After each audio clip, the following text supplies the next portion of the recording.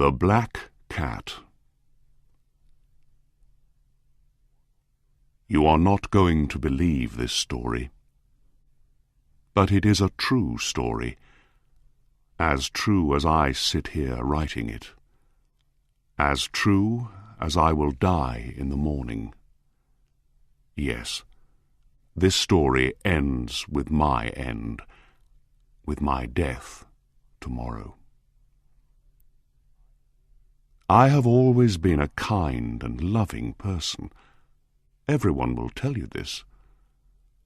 They will also tell you that I have always loved animals more than anything. When I was a little boy, my family always had many different animals round the house. As I grew up, I spent most of my time with them, giving them their food and cleaning them. I married when I was very young, and I was happy to find that my wife loved all of our animal friends as much as I did. She bought us the most beautiful animals. We had all sorts of birds, goldfish, a fine dog, and a cat. The cat was a very large and beautiful animal. He was black all over, and very intelligent. He was so intelligent that my wife often laughed about what some people believe. Some people believe that all black cats are evil, enemies in a cat's body. Pluto, this was the cat's name, was my favourite. It was always I who gave him his food, and he followed me everywhere. I often had to stop him from following me through the streets. For years, he and I lived happily together, the best of friends. But during those years, I was slowly changing. It was that evil enemy of man called drink who was changing me. I was not the kind, loving person people knew before. I grew more and more selfish. I was often suddenly angry about unimportant things. I began to use bad language, most of all with my wife. I even hit her sometimes. And by that time, of course, I was often doing horrible things to our animals. I hit all of them, but never Pluto. But my illness was getting worse. Oh yes, drink is an illness. Soon I began to hurt my dear Pluto too. I remember that night very well. I came home late, full of drink again. I could not understand why Pluto was not pleased to see me. The cat was staying away from me. My Pluto did not want to come near me. I caught him and picked him up, holding him strongly. He was afraid of me, and bit my hand. Suddenly, I was not myself any more. Someone else was in my body, someone evil and mad with drink. I took my knife from my pocket, held the poor animal by its neck, and cut out one of its eyes. The next morning, my mind was full of pain and horror when I woke up. I was deeply sorry. I could not understand how I could do such an evil thing. But drink soon helped me to forget. Slowly the cat got better. Soon he felt no more pain. There was now only an ugly, dry hole where the eye once was. He began to go round the house as usual again. He never came near me now, of course, and he ran away when I went too close. I knew he didn't love me any more. At first I was sad. Then slowly I started to feel angry. And I did another terrible thing. I had to do it. I could not stop myself. I did it with a terrible sadness in my heart, because I knew it was evil. And that was why I did it. Yes, I did it because I knew it was evil. What did I do? I caught the cat and hung him by his neck from a tree until he was dead. That night I woke up suddenly. My bed was on fire. I heard people outside shouting, "Fire! Fire!" Our house was burning. I, my wife, and our servant were lucky to escape. We stood and watched as the house burned down to the ground. There was nothing left of the building the next morning. All the walls fell down during the night, except one, a wall in the middle of the house. I realized why this wall did not burn, because there was new plaster on it. The plaster was still quite wet. I was surprised to see a crowd of people next to the wall. They were talking and seemed to be quite excited. I went closer and looked over their shoulders. I saw a black shape in the new white plaster. It was the shape of a large cat hanging by its neck. I looked at the shape with complete horror. Several minutes passed before I could think clearly again. I knew I had to try to think clearly. I had to know why it was there. I remembered hanging the cat in the garden of the house next door. During the fire, the garden was full of people. Probably someone cut the dead cat from the tree and threw it through the window to try and wake me. The falling walls pressed the animal's body into the fresh plaster. The cat burned completely, leaving the black shape in the new plaster. Yes, I was sure that was what happened.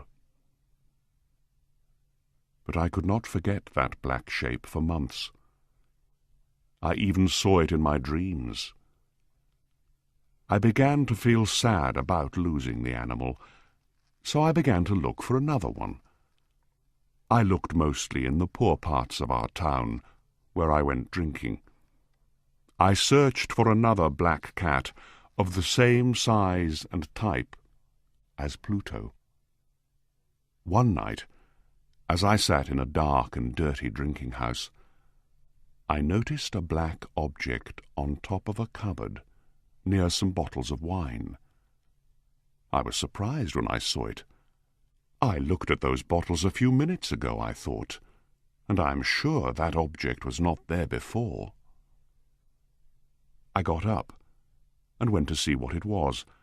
I put my hand up, touched it, and found that it was a black cat.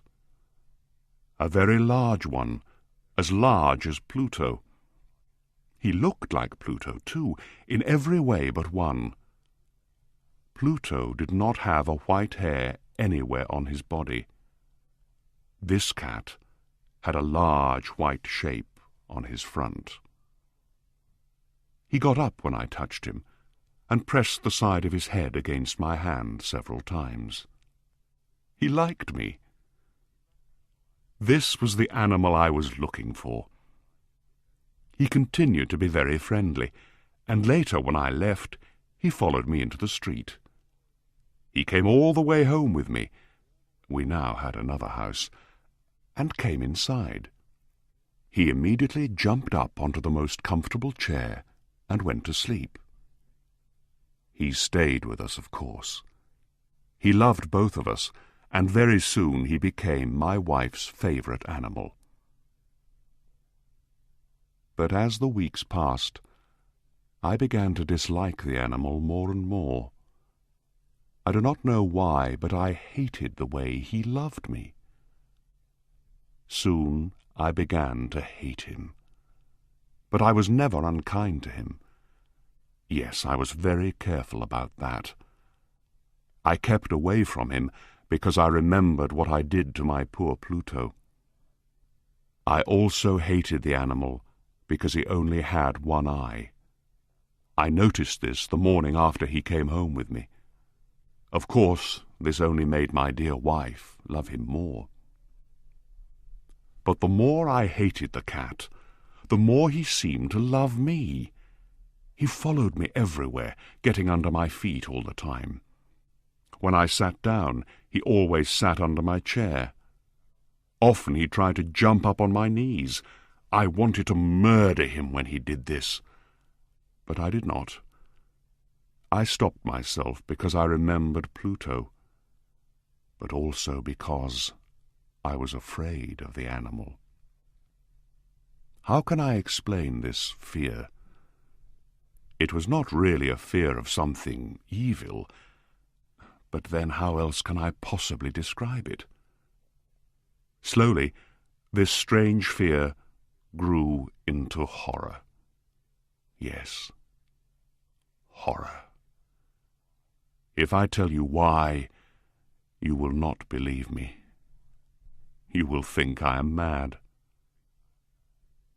Several times, my wife took the cat and showed me the white shape on his chest. She said the shape was slowly changing. For a long time I did not believe her, but slowly, after many weeks, I began to see that she was right. The shape was changing. Its sides were becoming straighter and straighter. It was beginning to look more and more like an object. After a few more weeks, I saw what the shape was. It was impossible not to see. There on his front was the shape of an object I am almost too afraid to name. It was that terrible machine of pain and death. Yes, the gallows. I no longer knew the meaning of happiness or rest. During the day, the animal never left me. At night, he woke me up nearly every hour. I remember waking from terrible dreams and feeling him sitting next to my face, his heavy body pressing down on my heart. I was now a very different man. There was not the smallest piece of good left in me. I now had only evil thoughts. The darkest and the most evil thoughts. I hated everyone and everything, my dear wife, too. One day she came down into the cellar with me to cut some wood. We were now too poor to have a servant. Of course, the cat followed me down the stairs and nearly made me fall. This made me so angry that I took the axe and tried to cut the animal in two. But as I brought the axe down, my wife stopped my arm with her hand.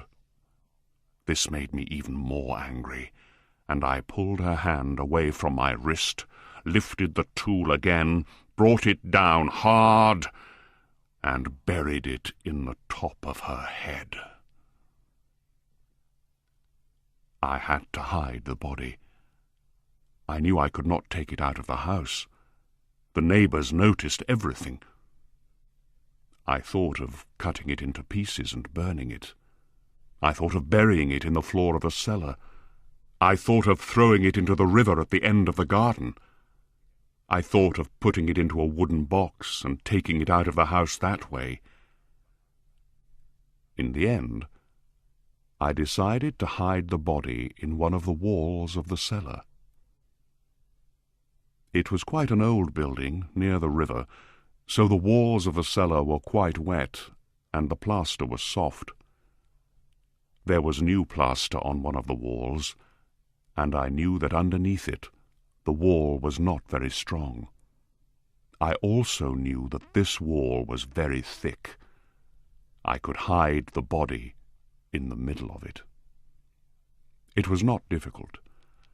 I took off some plaster, took out a few stones, and made a hole in the earth that filled the middle of the wall.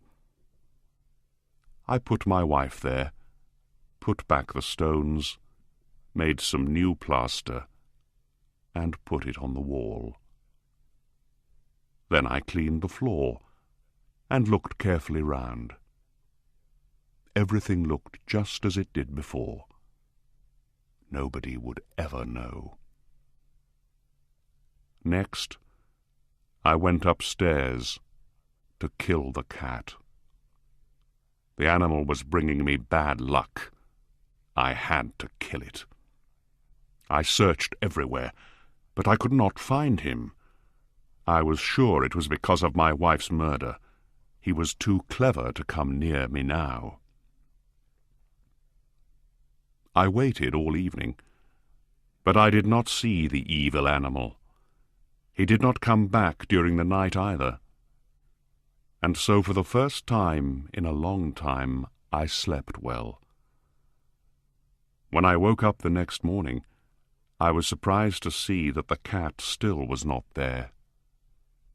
2, 3 days passed, and there was still no cat. I cannot tell you how happy I began to feel. I felt so much better without the cat. Yes, it was he who brought me all my unhappiness.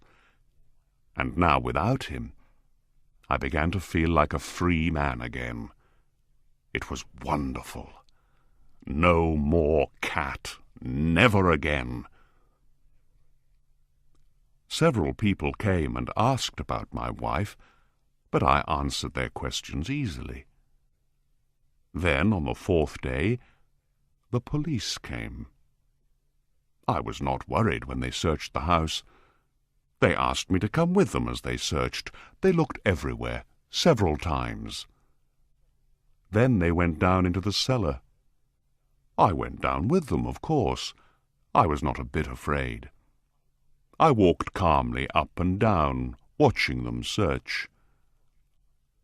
They found nothing, of course, and soon they were ready to go. I was so happy that I could not stop talking as they went up the stairs. I did not really know what I was saying. "Good day to you all, dear sirs," I said. "Yes, this is a well-built old house, isn't it? Yes, a very well-built old house. These walls— Are you going, gentlemen? These walls are strong, aren't they?" I knocked hard on the part of the wall where my wife was. A voice came from inside the wall in answer to my knock. It was a cry, like a child's. Quickly it grew into a long scream of pain and horror. I saw the policemen standing on the stairs with their mouths open. Suddenly they all ran down in a great hurry and began breaking down the wall. It fell quickly, and there was my wife, standing inside. There she was, with dried blood all over her head, looking at them. And there was the cat, standing on her head, his red mouth wide open in a scream, and his one gold eye shining like fire. The clever animal. My wife was dead because of him, and now his evil voice was sending me to the gallows.